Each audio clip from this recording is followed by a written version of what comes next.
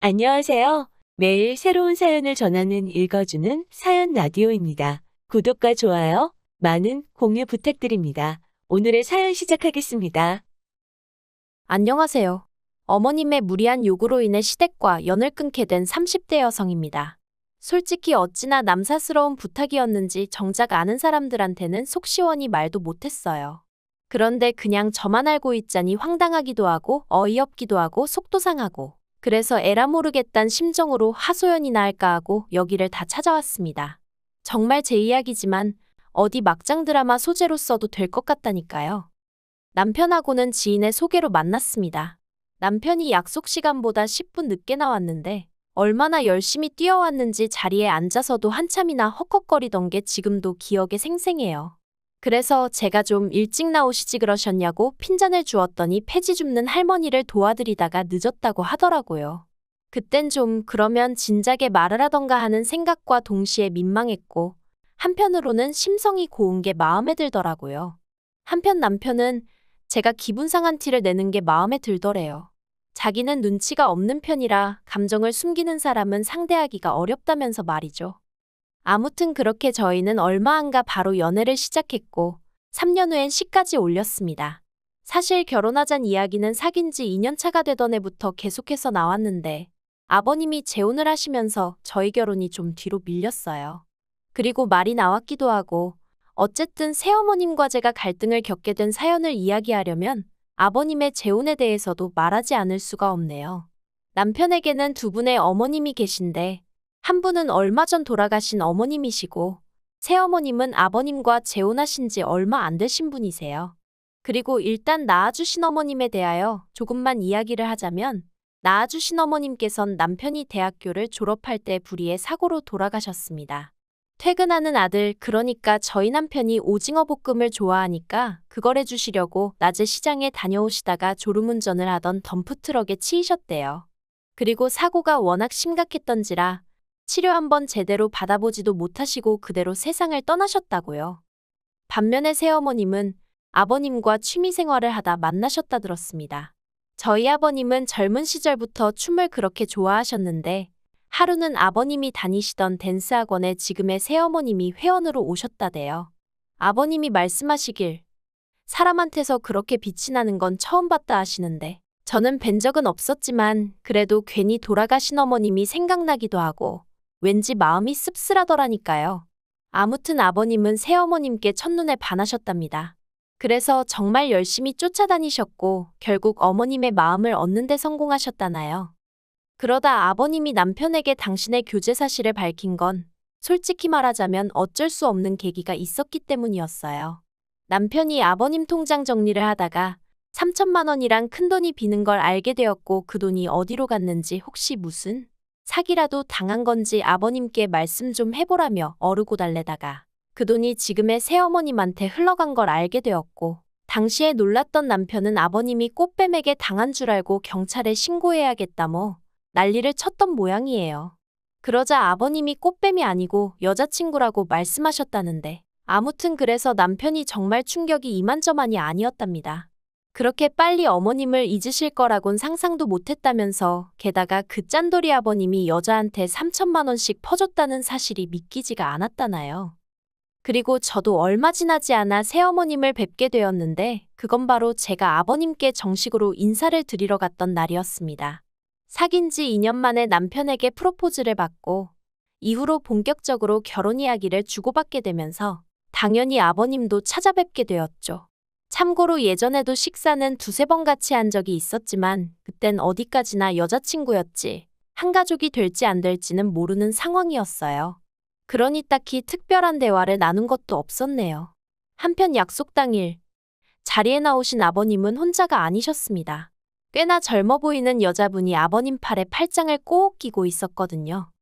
이미 남편에게 들어 아버님께 교제 중인 여자분이 계시다는 건 알고 있었지만 제 예상보다 훨씬 젊은 여자분을 보고 좀 당황했던 게 사실이에요. 그리고 이건 저뿐만이 아니었습니다. 남편도 무척 놀란 눈치였거든요. 하지만 아버님만큼은 뭐가 그리 좋으신지 혼자서 싱글벙글. 아무튼 그렇게 네 사람이 마주 앉았고 이런저런 대화가 오가기 시작했습니다. 그런데 문제는 호칭이었어요. 아직 두 분이 결혼을 하신 게 아니니 어머님이란 호칭은 가당치도 않았고, 그렇다고 여사님이라고 부르자니 너무 젊고, 그렇다고 언니라고 할 수도 없고, 그리고 제가 이런 고민을 할 정도였으면 저희 남편은 어땠겠어요. 남편을 힐끗 쳐다봤는데 아니나 다를까 남편도 난처한 기색이 역력했습니다. 그래서 저희는 가능한 그분을 부르지 않고 조심스레 대화를 이어갔는데 그게 아무래도 아버님 눈에 무척이나 거슬렸던 모양이에요. 아버님이 굉장히 못마땅하신 표정으로 당신하고 진지하게 만나는 사람인 만큼 예를 갖추라고 호통을 치셨으니까요. 그런데 문득 그런 아버님을 보고 있자니 저도 짜증이 확 나는 거예요. 뭐랄까. 어쨌든 이 모임의 목적은 저를 소개하고 저희 둘의 결혼에 대해서 이야기를 나누는 것이었는데 아버님이 여자분과 같이 나오시면서 저나 저희 결혼에 대해서는 제대로 한마디 얘기도 못하고 그냥 상황 자체가 황당하더라고요. 하지만 그게 다가 아니었습니다. 그날 분위기가 어쨌건 간에 아버님이 결혼하지 말라 소리는 안 하셨기에 저희는 결혼을 허락받았다고 생각했고 그래서 천천히 하나씩 결혼 준비를 해나가기 시작했는데 며칠 후 난데없이 아버님께서 저희 둘을 집으로 오라셨습니다. 결혼에 대해서 할 이야기가 있다 하시면서 말이죠. 갑자기 내가 어디가 마음에 안 들기라도 하셨나? 결혼하지 말라는 건가? 뜬금없이 그런 연락을 받으니 정말 별의별 생각이 다 들대요.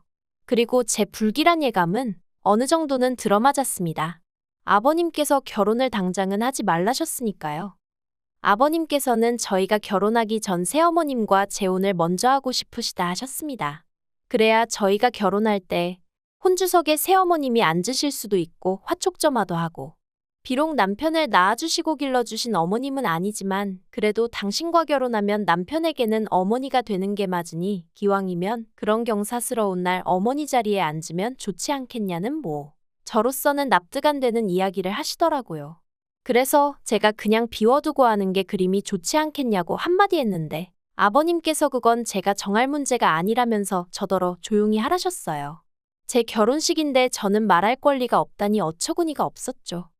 아무튼 그래서 결국 아버님이 먼저 식을 올리셨습니다. 아버님은 재혼이셨지만 새어머님은 초혼이란 이유로 식도 정말 거하게 치르시대요. 솔직히 저는 아버님이 새로운 출발을 하시겠다는 게 잘못된 건 아니지만 그래도 이렇게까지 삐까뻔쩍하게 할 일인가 싶은 게 제가 꽉 막힌 건진 몰라도 왠지 남들 보기가 좀 그렇더라고요. 정작 당사자인 아버님은 신이 나서 그런 건 안중에도 없으신 눈치였지만요. 남편도 이때는 자포자기한 눈치였어요. 말린다고 말려질 분들도 아니고 그러니 좋은 게 좋은 거라고 두 분 금슬 좋은 게 어디냐? 노년에 마음 맞는 사람하고 같이 늙어가는 것도 복이지 않냐? 우리 아버님은 참으로 복받으신 양반이다 그렇게 생각하자 했죠. 그리고 정확히 1년 뒤 저희도 마침내 식을 올렸습니다. 그런데 아버님이 저희 결혼할 때 1억을 준다 하셨는데 막상 때가 되니까 얼렁뚱땅 횡설수설하시며 딱 3천 주시더라고요. 그리고 저희도 사람인데 1억 주신다 소리를 정말 거짓말 좀 보태서 100번은 하시던 분이 3천만 주시니 처음엔 서운한 마음이 들더라고요. 아무튼 그렇게 주신 돈에 친정에서 주신 돈, 그리고 남편과 제가 각각 모은 돈까지 합하여 집 구하고 그렇게 신혼살림을 시작했습니다. 이후로 한동안은 아무런 불만 없는 날들의 연속이었어요. 다른 시집간 친구들은 시부모님이 툭하면 보자고 한다고 그래서 남편이랑 둘만의 시간이 없다부터 시작해서 친정 갈 틈이 없다 매일같이 시부모님을 만나니 같이 사는 기분이다. 정말 별의별 소리를 다 했었는데 그 모든 게 저에게는 하나도 해당되지 않았거든요. 왜냐하면 아버님과 새어머님 두 분이서 사이가 워낙 좋으시다 보니 아들 며느리가 필요가 없으셨어요. 어쩌다 저희가 식사같이 하자고 먼저 연락이나 드리면 그때나 한번 볼까 말까였지. 먼저 찾아오시고 그런 것도 없으셨습니다. 그리고 여담이지만 아버님 말씀이 집에서 아무것도 안 하고 새어머님만 보고 있어도 좋다 하셨거든요. 그러자 남편이 씁쓸한 표정으로 돌아가신 어머님 생각은 이제 하나도 안 나는가 보다고. 어쩌면 저렇게 환하게 웃으실 수 있는지. 내 아버지지만 신기하기도 하고 그렇다고 그러대요. 그래서 제가 남편더러 그랬죠. 언제까지 처져 계시는 것보다야 낫지 않냐? 어떤 상황이든 좋은 쪽으로 보고 좋은 쪽으로 생각하자고요. 그런데 이걸 정말 어떻게 말을 해야 하나 싶은데 제가 결혼한 지 반년 만에 아이를 가졌거든요. 그래서 양가에 알리고 축하받고 난리도 아니었는데 정확히 2달 후에 새어머님도 아이를 가졌다는 소식이 들려왔습니다. 처음 그 이야기를 듣고는 전 제 귀를 의심했어요. 아버님 연세가 있는데 어떻게 아이가 생겼다는 건지, 그게 가능한 건가? 정말 별별 생각이 다 들더라니까요. 아무튼 그래서 저와 어머님이 거의 2달 차이로 출산도 같이 했어요. 기분이 좋지가 않았죠. 그냥 모르겠어요. 신경 쓰지 않으려고 해도 어머님이 뒤에서 계속 쫓아오는 기분이었다고 해야 할지. 그리고 곰곰이 되짚어 볼수록 이게 보통 일이 아니더라고요. 어쨌든 비록 엄마는 다르지만 남편에게는 동생이고, 그럼 저에게는 아가씨인데, 저랑 30살도 넘게 차이 나는 어린애한테 아가씨 소리를 해야 한다고 생각하니 처음 새어머님 만났을 때 뭐라고 불러드려야 하나 고민할 때랑은 비교도 안 되게 속이 답답하더라고요. 게다가 또 저희 딸한테는 아가씨가 나이는 동갑인데 호칭은 고모더라고요. 잘못된 건 아니었지만 애 입장에선 퍽이나 난처하겠구나 싶었죠. 하지만 이게 전부가 아니었습니다. 저를 더 미치게 만든 일은 이후에 벌어졌으니까요. 어머님이 워낙에 노산이시다 보니 고생을 많이 하신 건 사실이에요. 그렇게나 자연분만을 하고 싶어 하셨는데 병원에서 안 된다고 해서 제왕절개하셨고, 그 와중에 피를 너무 많이 흘려서 수혈도 받으시고. 그런데 그건 냉정하게 말하면 어머님 사정이잖아요. 그걸 제가 어떻게 보상해드릴 일은 아니었다는 거죠.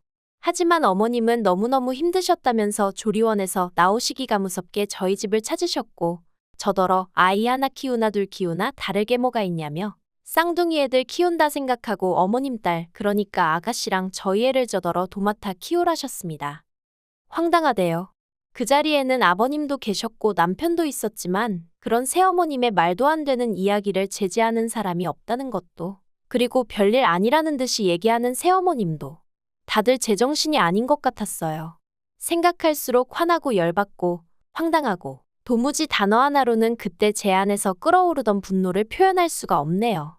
그래도 저는 최대한 좋게 거절하려 했습니다. 그저 저희 애 하나 키우는 것도 지금 힘들어 죽겠는데 아가씨까지 제가 어떻게 키우냐. 제 입장도 생각 좀 해달라. 그렇게만 얘기했죠. 그랬더니 아버님이 며느리도 자식인데 효도해야 할 거 아니냐입니다. 그러면서 네 시어머니 고생하는 거 안 보이냐고, 고생을 해도 젊은이가 해야지 시어머니더러 하게 하는 게 맞냐고 화를 내시는데, 아니 그 고생 저 때문에 하시는 거 아니잖아요? 막말로 저희 애를 대신 낳아주신 것도 아니고. 그래서 아버님더러 2분이 좋아서 낳으셔놓고 왜 저한테 이러시냐, 억지 좀 쓰지 마시라 했죠. 그리고 결국 어떤 결론도 나지 않은 채로 저와 남편은 집으로 돌아왔습니다. 그리고 저는 이 정도로 싫다는 의사를 밝혔으니 아버님이든 새어머님이든 더는 이 일로 저를 힘들게 하지 않으실 줄 알았고요. 그런데 정말 답이 안 나온다는 게 이런 걸 말하는 거였을까요? 모처럼 날씨가 좋았던 주말이었습니다. 남편하고 같이 밀린 집안일도 하고 애도 보고 그러고 있었는데 시부모님이 연락도 없이 아가씨를 데리고 왔더라고요.